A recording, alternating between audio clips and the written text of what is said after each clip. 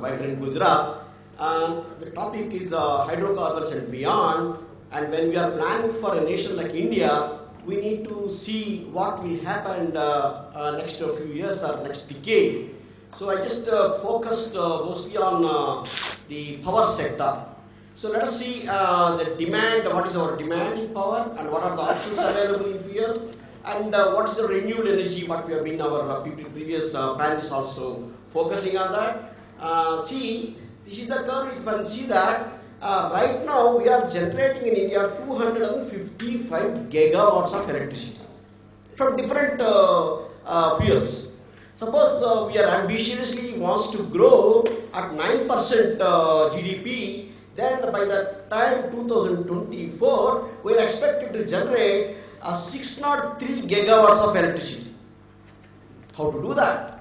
What are our plans for the next thing? So let us see that 255 and 72% is coming from non-renewable and 28% coming from renewable. That close to 71 and 184, that goes to 255. So this is the present day scenario.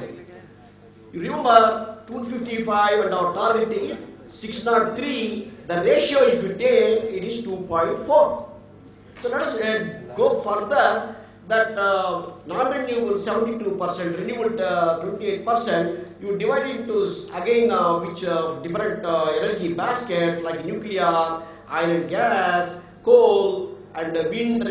You can see that then if you multiply all the things by 2.4, your 5 gigawatts of nuclear goes to 12 gigawatts and things like that. It goes to 442 from non-renewable, and renewable, present day renewable is 71, you can go to 170 gigawatts, and if you add both of them, you will get a magic figure of 602 or 603. But this type of solution makes India always depend upon other countries for energy fuels.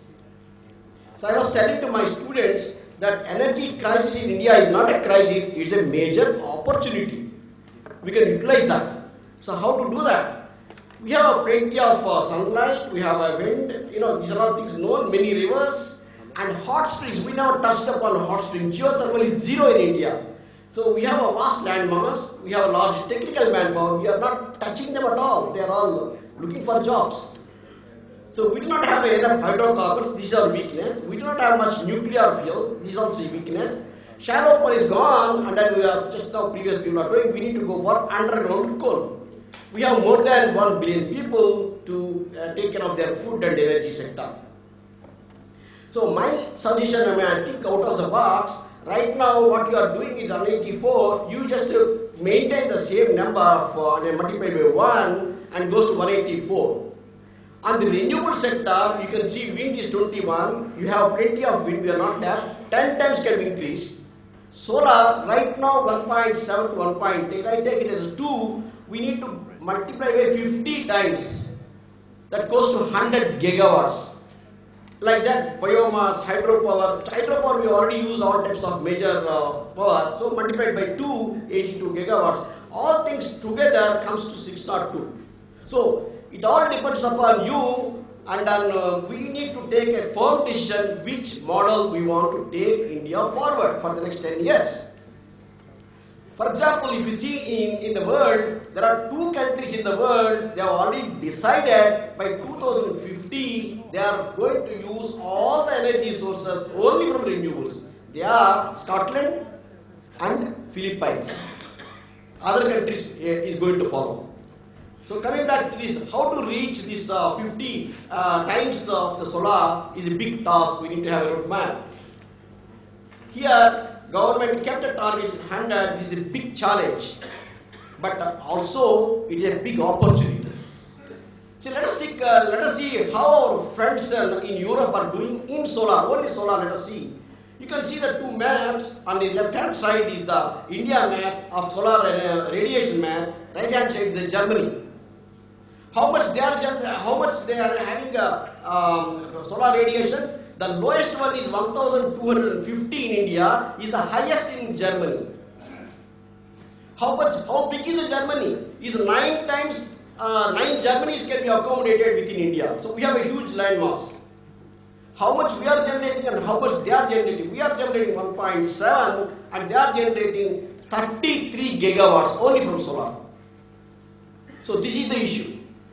So human resources in solar, if you see, it's a big opportunity in solar. We need to at least 5 lakh solar professionals. In right hand side, I can see the younger generation. The solar energy is going to be the future. You need to develop a lot of skills in solar such that you get jobs. Not normal degree is not enough. You need to update your knowledge in solar as a solar professional.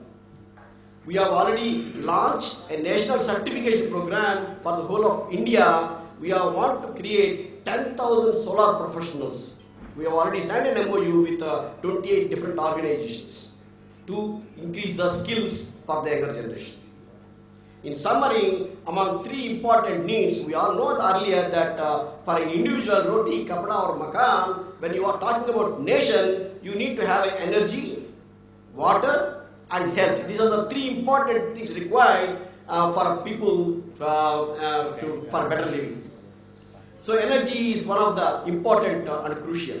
We need to plan and give more focus on renewable fuels like solar and wind, and also just now people are telling about biomass, and geothermal is not touched upon. Why?